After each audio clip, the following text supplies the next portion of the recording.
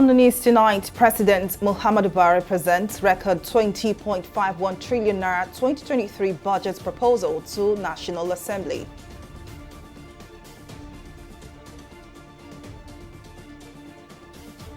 Crude oil thieves are Nigeria's worst enemies, Senate President Ahmed Lawan laments.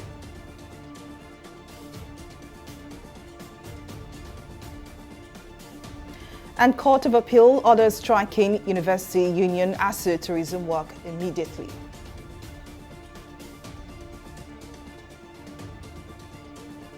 Well, many thanks for joining us to News Now. I am Folashade Ogurinde. President Muhammadu Buhari has presented a proposed budget of 20.51 trillion naira for the 2023 fiscal year. While giving a breakdown of the budget, the president said the 2023 transition budget was designed to address critical issues and lay a solid foundation for the incoming administration. The National Assembly had approved the medium-term expenditure framework and fiscal strategy paper, parameters on which the 2023 budget will be framed. More details in this report. This is the 8th budget presentation of President Muhammadu Buhari since his assumption into office in 2015. It also marks his last as his presidency elapses in 2023. The proposed 2023 appropriation bill of 20.51 trillion naira, tagged Budget of Fiscal Sustainability and Transition, is about 15.37% higher than the amounts budgeted in 2022. A breakdown of the budget shows that 8.27 trillion naira was set aside for non-debt recurrent costs, 5.35 trillion naira for capital expenditure, 1.1 trillion naira for overhead costs, and 744.11 billion naira was earmarked for statutory transfers. According to the president, it would also be financed mainly by new borrowings, totaling 8.80 trillion naira.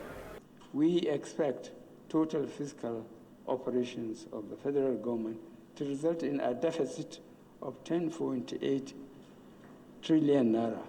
This represents 4.78% of estimated GDP, above the 3% threshold set by the Fiscal Responsibility Act 2007.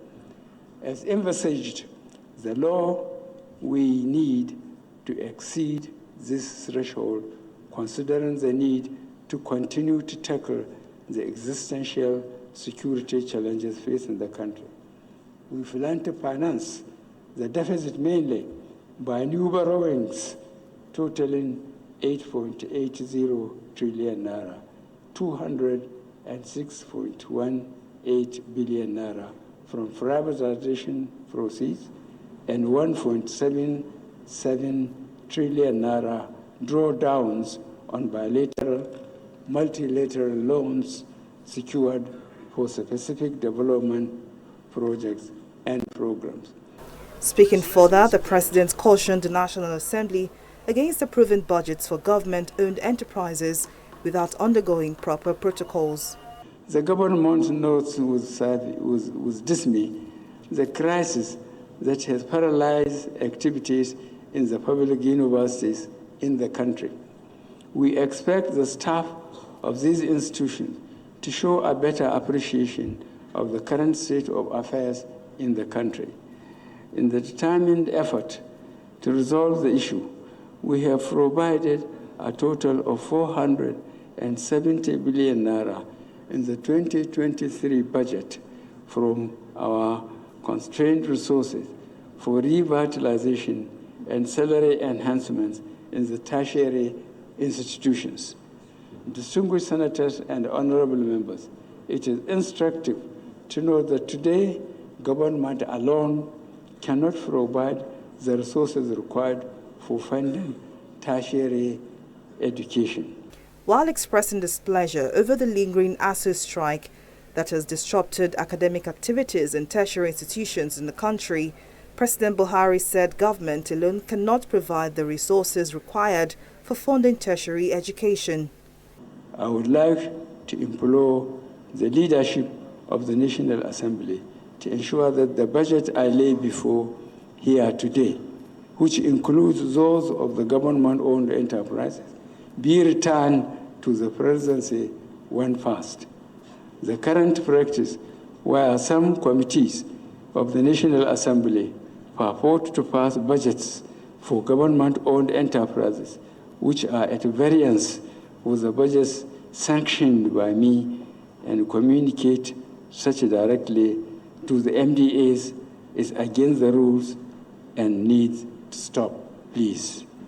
President of the Senate, Hamad Lawan, in his opening remarks, commended President Buhari's administration for being consistent in the delivery of landmark infrastructure across the country, saying that with the 2023 budget, it is important to prioritize the completion of ongoing projects.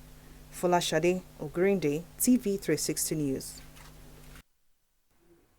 Federal government's proposed budget of 20.51 trillion naira has continued to elicit reactions from economic experts. In an earlier interview with TV360 Nigeria, Johnson Chukwu, economist and financial expert, explains that the total budget will place more strain on the country's debt servicing ratio. Chukwu further explains that Nigeria's decline in revenue is another issue that government must tackle in order to improve the nation's economy. Planning to spend about 20.5 trillion naira when your total revenue is going to be just about 9.7 trillion naira is too ambitious. And that's why you're seeing a budget deficit of about over 10 trillion naira. That which means you're having a budget deficit more than your total revenue. Your budget deficit is more than 100% of your total revenue. That for me looks a bit it's a bit of concern to me. Again, the other thing I have to look at is if you look at when the president presented the performance of the current year's budget, what we could see is that total revenue in the first half of this year was just about 4 trillion naira. And this time around, we are budgeting about 9.7 trillion naira as federal revenue. So I think that's also quite ambitious. And look at the assumptions of the budget. One of the core assumptions is crude oil production about 1.69 million barrels a day. The president did say that the first half of the year, the best we did, we averaged about 1.3 million barrels a day. So in effect, we're expecting almost another 400,000 barrels a day increment in the new year. That also looks ambitious. So in effect, and the challenge you have is that if we do not achieve the revenue budget at a time when we are already projecting so much of deficit, then it then means we have to increase the deficit, and the borrowing will certainly go beyond the 8.8 trillion naira the president has in that estimate. Senate President Hamad Lawan says crude oil thieves are the worst enemies of the country. Speaking on Friday at a joint session of the National Assembly shortly before President Muhammadu Buhari presented the 2023 appropriation bill, Lawan said if measures were not taken to stop the trend, the country's economy could end up in turmoil. The Senate President also expressed dismay over floods that have taken over parts of the country. The situation has worsened. Recently, the loss of our oil has reached 1 million barrels per day. Translated into monetary terms, our loss is monumental and deleterious. The figures show we are not able to meet the OPEC daily quota of 1.8 million barrels per day for our country. Mr. President, I consider the oil thieves the worst enemies of our country. The thieves have declared war on our country and our people. I strongly feel that we need to take the necessary measures to stop the thieves immediately. Otherwise, our economy will be completely devastated. Also, our efforts to provide the necessary infrastructure and diversification of the economy would both be thwarted. It is time to take drastic and desperate measures against the thieves. Mr. President, the situation becomes more unfortunate if we factor in the budget deficit estimated at 7 trillion naira and the green prospect of its increase to about 11.3 trillion naira as presented in the 2023-2025 medium-term expenditure framework fiscal strategy paper. A court of appeal sitting in Abuja has ordered the Academic Staff Union of Universities, ASU, to call off its strike immediately. The appellate court explained that calling off the strike is the only condition that the union's request to appeal the ruling of the National Industrial Court could be given effect. After a series of setbacks in its negotiation with ASUU, the federal government had dragged the union to the National Industrial Court. In his ruling on September 21, 2022, Justice Polycarp Hammond, the presiding judge, directed the striking lecturers to resume work immediately pending the resolution of their dispute with the government. The judge had predicated his action on Section 18 of the Trade Dispute Act that empowers him to make such decisions in the interest of the nation. The Speaker of the House of Representatives, Femi Gbajabiamila, has assured Nigerians that the lingering crisis between the federal government and Academic Staff Union of Universities, ASUU, will soon come to an end. Gbajabiamila made this known after a meeting with President Muhammadu Buhari on Friday. He further explained that the outcome of his meeting with the president was positive, adding that the issue will soon be concluded. Just came here for a follow-up, which was supposed to be yesterday, but unfortunately the president was not around, this is a follow-up, and we had once again very, very fruitful, good discussions with Mr. President on the pending issue, and this matter will be concluded. You will hear directly from the president, but suffice to say that we had a very good meeting. The assurances that we've met with the president, we've discussed. It was a positive meeting, and the leader here is telling me very positive. And it shall be well honored.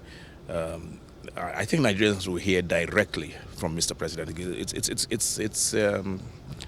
We all look forward to it. But we had a good meeting. And now to politics. APC chieftain and the special advisor to Governor Babajide Sanwo-Olu on drainages and water resources, Joe Igbokwe, and other stakeholders have tasked youths and ethnic groups within Lagos APC to deliver at least 30 million votes for Bola Ahmed Tinubu to actualize his presidential bid at the 2023 general elections. Igbokwe gave a trajectory of Tinubu's uncanny ability, which he says sets him above other contenders, adding that as the case stands in the polity, the leadership task of the country cannot be entrusted to a mediocre. President APC ethnic group in Lagos, Leo Obasi, said Lagos has been good to the people of other ethnic regions living in the state, adding that they should also return the favor by supporting those that made the state comfortable for them. You know, I assume that all of you that are seated here are leaders. You are leaders in your, LGS, go and walk. Go and give us the votes. We are expecting 40 million votes out of 80 registered voters. We want half of it. If you can't give us, give me 30 million. My money, Jenny. Give us 30 million votes. So, if you walk, you eat. I'm ending it this way. It is a concluded matter. It is a concluded matter. We have finalized. It has worked. Like somebody said, this is payback time.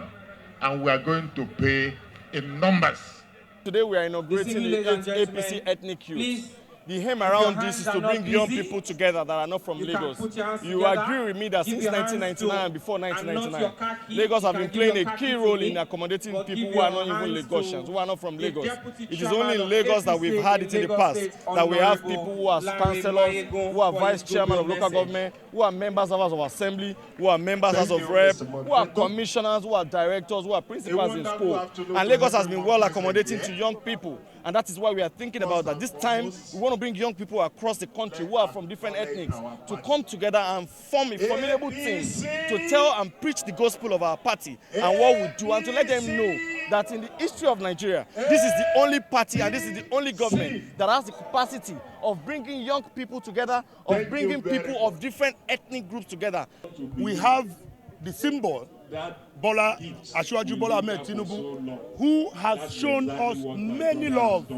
When I say many love, most of us that are not in our aborigine, we've been able to practice politics as if we are in our hometown because of this one man. So this is a payback time. This is a time we will show him love.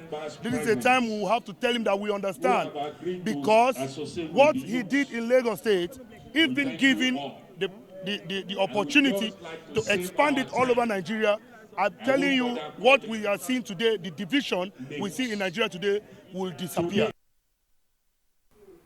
Well, we'll take a break here, but still to come. Petrol subsidy is unsustainable, President Buhari tells Nigerians in last budget presentation. Details of this story and more right after this break.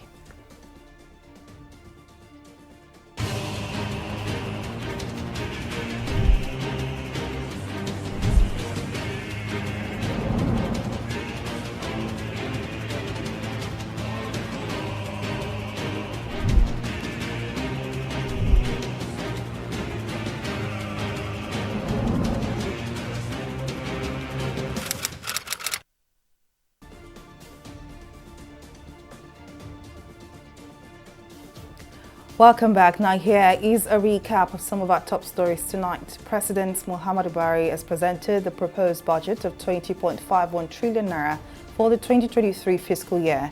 While giving a breakdown of the budget, the president said the 2023 transition budget was designed to address critical issues and lay a solid foundation for the incoming administration. We also told you that a court of appeal sitting in Abuja has ordered the Academic Staff Union of Universities ASU to call off its strike immediately. The appellate court explained that calling off the strike is the only condition that the union's request to appeal the ruling of the National Industrial Court could be given effect. But in case you missed any of our news bulletin, or for more updates, do log on to our website on www.tv360nigeria.com. You can also follow us on our social media platforms on Twitter, Instagram, YouTube, and Google Plus at TV360 Nigeria. On Facebook, we're at TV360 Online.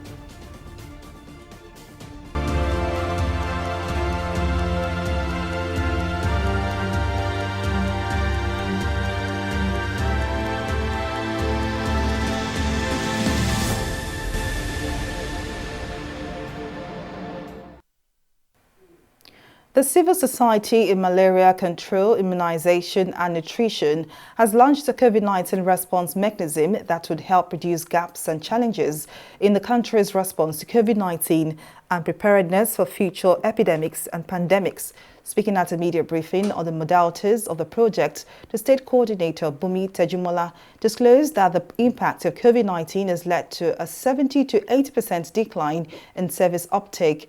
Tejumola warned that there is urgent need to ramp up delivery of critical supplies for COVID-19 response and prevent healthcare systems from collapse.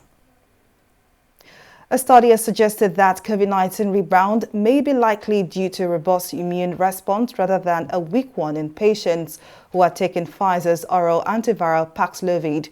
The study was led by scientists at the National Institute of Allergy and Infectious Diseases, part of the National Institutes of Health.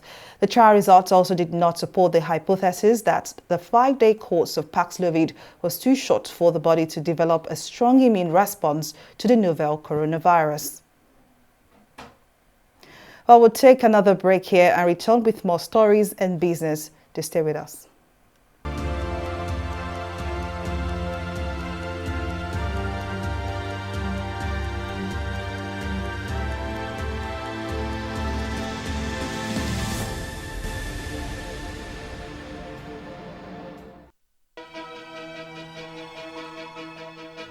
Opinions are free, facts are sacred, but truth is universal. How, in practical terms, can we, for instance, de-escalate the tension? President must see himself as the president of the Federal Republic. We know where the enemy is. 3 places. The Lake Chad Basin, the border area between Nigeria and Cameroon, and then the Sambisa Forest. On TV360, we give you a complete dose of everything. Opinion, facts, and undiluted truth.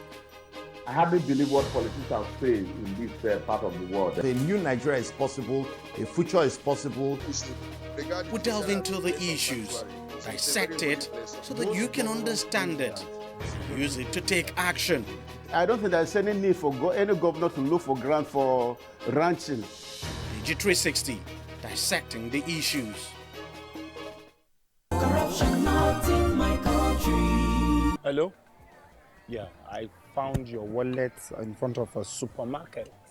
Meet me at Apple Junction. Yes, I'll be waiting for you. Now we find out. 2 of us. Thank you very much, officer. You know, it's surprising that men like you still exist in the police force. Yes, oh, yes. This is just a token of my appreciation. Oh, no, you don't need to do this. We're only doing our job. Thank you very much. God bless you. You're welcome. Now I know police is really my friend. Yes. Friend. Hey. Okay, which came up with this one now? I don't understand. You know your problem. You are greedy. I'm a policeman who is doing his job. All forms of corruption in the force. Not in my country. Corruption not in my country.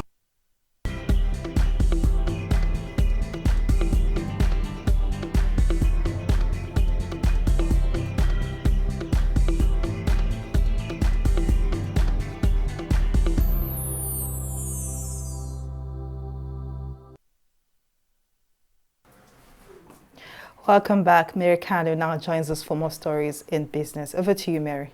Thank you, Folashade. Hello and welcome to Business News. President Muhammadu Buhari has pushed for the removal of fuel subsidy in 2023, saying the policy is not sustainable considering current economic realities. President Buhari, who shared the position while presenting a 20.51 trillion naira 2023 budget proposal to the National Assembly, said discontinuing the policy is necessary for the country to manage limited resources. The president, however, hinted that provisions will be made to cushion the effects of subsidy removal. Still in business, the Manufacturers Association of Nigeria has kicked against the closure of Dangote Cement Factory with a call to the Kogi State government to relinquish the threat to shut down the plant in its state.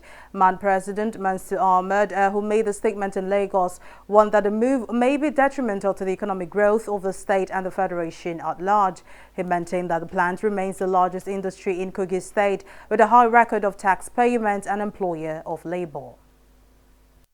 If the government has any issues against any member of our industry, or indeed against any corporate citizen, the appropriate thing to do is to take the company to court. You can't use, strong arm tactics to shut them down, or indeed to impose very severe restrictions on their operations simply to force them. This is illegal.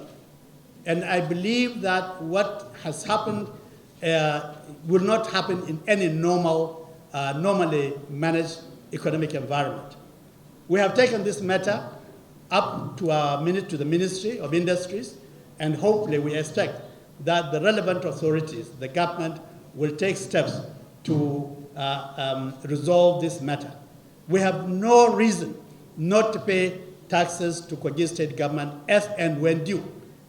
Indeed, I'm aware, and I obviously here have the right to say so, that the Dangote industry is one of the largest taxpayers in Nigeria. And I believe that as a matter of principle, they pay their taxes as and when due. But if indeed, for whatever reason, there is a tax or any claim by the Kogi State government on Dangote, it has measures and ways and means of recovery. And there is no justification to threaten the closure of that industry. We'll take a break now and return with more stock market review. To stay with us.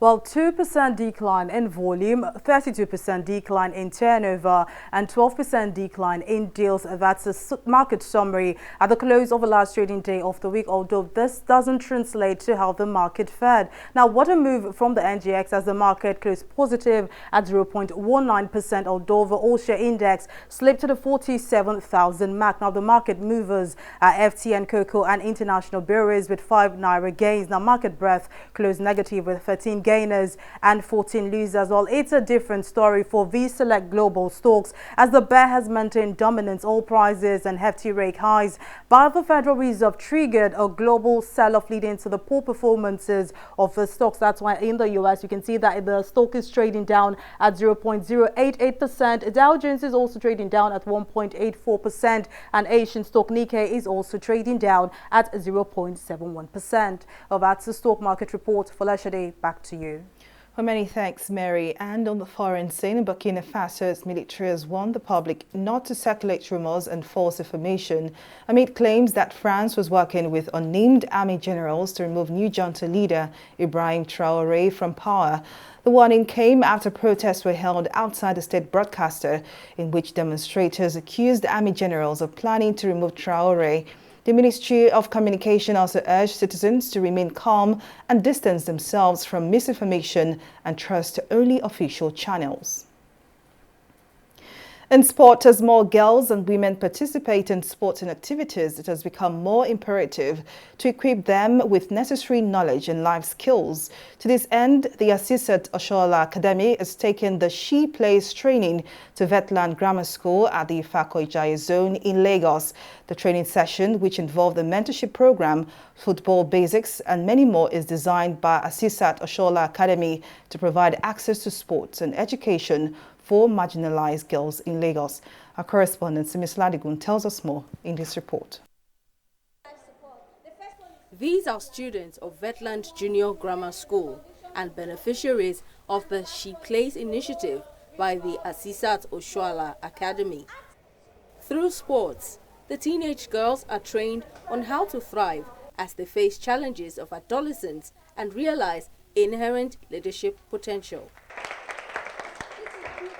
From the classroom to the field, where the girls are drilled on major techniques such as sporting performance, recovery from injuries, coping with the pressure of competition, and teamwork.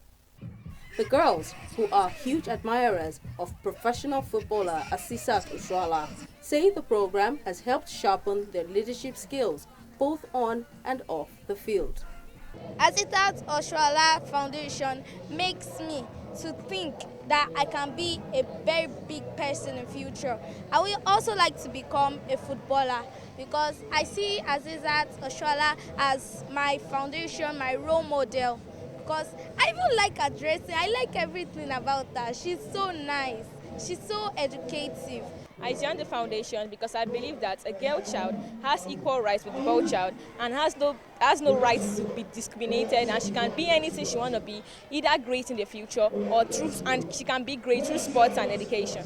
Partners involved in the initiative hailed Asisat Oshoala for her commitment to provide access to sport and education for young girls.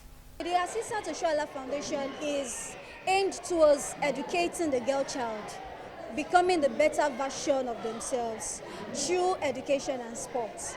This initiative is a really good one, combining sports and education, and as we know, even as children want to explore sports and all of those things, it's very important for them to also have their education on hand because it gives them more leverage, gives them more opportunities.